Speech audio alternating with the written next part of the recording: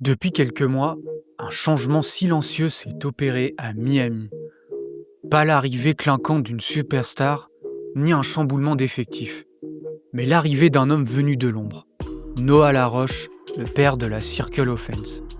Et ce n'est pas anodin, parce que Miami sortait d'une saison où l'attaque était compliquée. 21e offensive rating de NBA, un manque de créateurs élites et une dépendance énorme au pick and roll.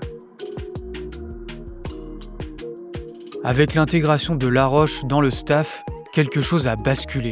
Le Heat a changé de rythme, littéralement. L'attaque ne repose plus sur des écrans porteurs lents ou des isolations comme à l'époque du duo Jimmy Butler-Tyler Herro. Aujourd'hui, le ballon circule, les joueurs coupent en continu, les actions s'enchaînent sans temps mort et le tempo s'emballe. Et dans ce chaos parfaitement orchestré, un joueur en particulier semble avoir retrouvé son terrain de jeu naturel, Jaime Jaquez Jr.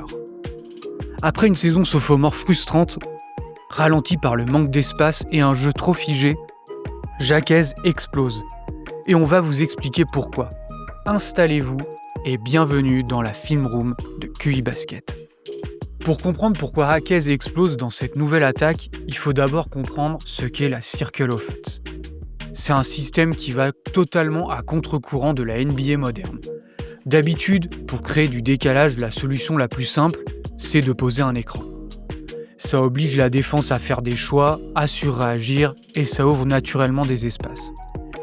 Mais ici, on renverse complètement le principe.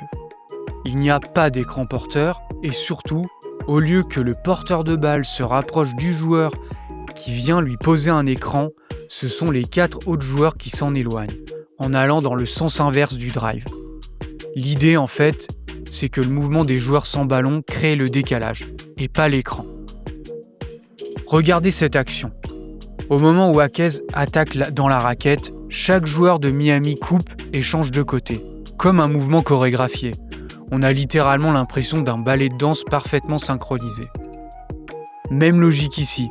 Smith glisse du dunker spot à l'autre, Wiggins se repositionne dans le corner, Fontecchio vient attirer l'aide et Jovic remonte pour offrir une option de passe. Tout ça forme comme un flux continu, une rotation fluide qui accompagne le drive. Et c'est là que ce système en fait devient brillant. Même sans écran, même sur un simple 1 contre 1, le mouvement autour du porteur de balle finit par créer le décalage recherché. Quand Jaquez ne parvient pas à battre son défenseur sur le premier pas, ce n'est pas un écran qui le débloque, c'est le déplacement de Drew Smith derrière l'aide qui ouvre instantanément un tir au cercle. C'est ça en fait la magie de la Circle Offense. Un mouvement constant, presque hypnotique, qui fait bouger les défenseurs, les éloigne de leur rotation optimale et finit par créer le tir le plus rentable. Et si Miami a décidé de basculer vers cette attaque, ce n'est absolument pas un hasard. Il suffit de regarder ce que représentait Jimmy Butler dans le système précédent. Butler, c'était une machine à mismatch. C'était l'un des très rares joueurs capables de dicter la possession à lui seul. Poster un défenseur plus petit, attaquer un joueur plus lent, punir un switch mal exécuté. Et surtout, répéter cette mécanique possession après possession. Quand l'équipe avait besoin d'un panier simple, l'attaque se résumait souvent à une chose. On donne le ballon à Jimmy, qui crée le mismatch et fait vivre le décalage. Vous le voyez sur ces séquences. Butler demande l'écran pour forcer le switch, il chasse le joueur qu'il veut, ou alors il s'installe au poste, puis il gagne son duel par la puissance ou par le footwork. C'était une attaque simple, lisible, mais portée par le fait que Jimmy Butler était l'un des meilleurs joueurs de NBA pour exploiter un mismatch. Sans Butler, le Heat ne peut plus se permettre de jouer à la même vitesse ni avec les mêmes principes. Il fallait un système qui génère du mouvement, de l'avantage, sans dépendre d'une superstar au playmaking. Et celui qui profite de plus de cette nouvelle identité, c'est précisément le joueur dont on parle aujourd'hui, Jaime Jaquez Jr. La vraie force de Jaquez Jr., c'est son scoring près du cercle. Il possède un footwork d'élite qui lui permet en permanence de se créer des angles de finition. Aux États-Unis, on appelle ce genre de joueur crafty, malin, imprévisible, toujours capable de trouver une solution dans la peinture. Depuis le poste bas, ça se voit immédiatement. Il joue sur ses appuis, cherche à faire bouger son défenseur, à le mettre sur le reculoir, puis attaque l'espace au bon moment.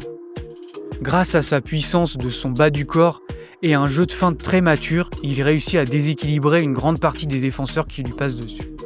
Mais attention, Jaquez n'est pas un scoreur implacable, capable de battre n'importe quel défenseur sur son premier pas. Il n'a ni l'explosivité d'un créateur d'élite, ni la vitesse pour se transpercer une défense déjà installée. Et c'est justement pour ça que le système du 8 l'aide énormément. Dans une attaque qui cherche à jouer plus vite, à agresser les espaces dès les premières secondes, parfois même juste après avoir encaissé un panier, Jaquez profite d'un avantage énorme. La défense n'est pas encore en place. C'est dans ces situations d'early offense qu'il peut vraiment exprimer son feeling, son toucher, sa capacité à trouver des angles avant que l'adversaire ne s'organise. Regardez ici, face aux Lakers, comment il accélère et attaque rapidement la raquette pour finir au cercle alors qu'il reste 20 secondes sur l'horloge des 24. Si on remet l'action, le point clé, c'est le placement de Jovic qui va lui servir de leurre afin qu'il ait un 1 contre 1 à jouer face à l'Aravia. On retrouve la même configuration lors de cette fin de match face aux Cavs. Mitchell placé en leurre cette fois sur l'aile opposée. Jaquez qui peut attaquer en 1 contre 1 rapidement Sam Merrill. La défense des Cavs qui n'est pas encore bien replacée permet à Jaime Jaquez de finir au cercle. C'est la clé de cette tactique mise en place par Laroche. Miami n'a pas de créateur d'élite. Attaquer rapidement dans la possession permet que la défense adverse ne soit pas replacée correctement. Et on peut donc attaquer des espaces que nous n'aurions pas eu sur demi-terrain. Mais évidemment, Jaquez ne vit pas uniquement d'attaque rapide. Quand le jeu se pose, il reste tout aussi précieux sur demi-terrain. Et vous allez le voir, c'est justement là que les principes de la circle offense amplifient ses qualités. On reste, sur le papier, dans une situation d'isolation. Mais ce n'est pas du tout de l'isolation figée façon James Harden à Houston. Au moment où Jaquez déclenche son drive, tout le monde autour de lui bouge. Et ce mouvement orchestré lui ouvre littéralement un quart de terrain vide pour attaquer. Résultat, pas de stunt, pas d'aide immédiate et une isolation bien plus propre à jouer. Et cette logique l'aide énormément dans son jeu au poste où il excelle déjà. Regardez ici face à Edwards, personne ne vient l'aider parce que Larsson est parfaitement espacé en plein centre et c'est un vrai danger au tir. Et si Jaquez profite du mouvement autour de lui, il sait aussi le nourrir. C'est là que son passing prend une vraie dimension. Si une défense commence à envoyer de l'aide sur les isolations que Miami crée pour lui, il a le passing pour les punir immédiatement. Ce qui renforce encore cette dynamique, c'est l'évolution de Bam Adebayo. Depuis la saison dernière, il s'est mis à prendre et à rentrer des tirs à 3 points. Résultat, même lui peut sanctionner une défense qui dézone pour contenir les drives de Jaquez. Regardez cette action. Tout le mouvement créé par Miami attire la défense de Hornets sur la droite du terrain. Visuellement, on a l'impression qu'ils ont gagné. Sauf que non.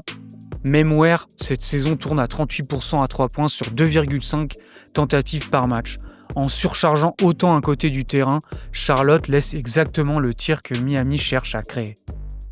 Avec tout ce mouvement off-ball, dès que Jaquez pénètre dans la raquette et qu'une aide arrive, une coupe se déclenche presque automatiquement derrière cette aide. Mais le détail qui fait la différence, c'est le cut de Larsson dans le dos de la défense. Il surprend complètement l'aide, Jaquez lit l'action instantanément pour lui offrir un tir au cercle. Sur ce drive-là, Dominique Barlow reste parfaitement en face. À première vue, l'attaque semble bouchée sans véritable solution. Sauf que non. Larsson coupe dans le dos de Maxey. Cette coupe crée une finition au cercle, toute simple pour le hit. Depuis quelques matchs, les équipes adverses commencent à s'adapter à cette nouvelle attaque de Miami. En effet, les hommes de Spoelstra ont fait face à des défenses d'élite dernièrement et ces équipes-là ne surréagissent plus au mouvement off-ball de la circle offense et viennent aider malgré tout. On retrouve bien ce couloir de draft pour Jaquez, mais regardez la réponse défensive de Toronto. Les Raptors surchargent totalement la raquette. Jamal Shead déclenche un stun très agressif, ignore complètement le mouvement de Drew Smith et résultat, Jaquez n'a plus d'espace pour attaquer. Même constat sur cette autre séquence. Jaquez attaque face à Banchero, mais Bitadze l'attend déjà sous le cercle. Le drive est immédiatement neutralisé. Miami est obligé de reset son attaque et sur la pénétration suivante de Powell, il n'y a toujours aucun décalage créé. C'est exactement là qu'on voit la limite actuelle du Heat, le manque d'un créateur vraiment implacable capable de punir une défense déjà installée. Même scénario face à Boston. Quand Jaquez parvient à attaquer Jaylen Brown, Queta abandonne Ware pour venir gêner la finition et faire échouer le tir. Il sera intéressant d'observer dans les prochaines semaines comment l'attaque de Miami va s'ajuster. Ce nouveau système a clairement permis au Heat de trouver des solutions collectives et de maximiser certains profils, à commencer par celui de Jaquez. Mais au bout du compte, une réalité demeure. Le manque d'un créateur de très haut calibre reste un facteur limitant. Voilà pour cette vidéo, merci d'avoir regardé jusqu'au bout. Si ça vous a plu, n'hésitez pas à liker et à partager. Je vous invite également à laisser des commentaires pour savoir qu'est-ce que vous pensez de Miami cette saison. On se retrouve prochainement en podcast et en vidéo sur QI Basket. Très bonne fin d'année à tous et à bientôt.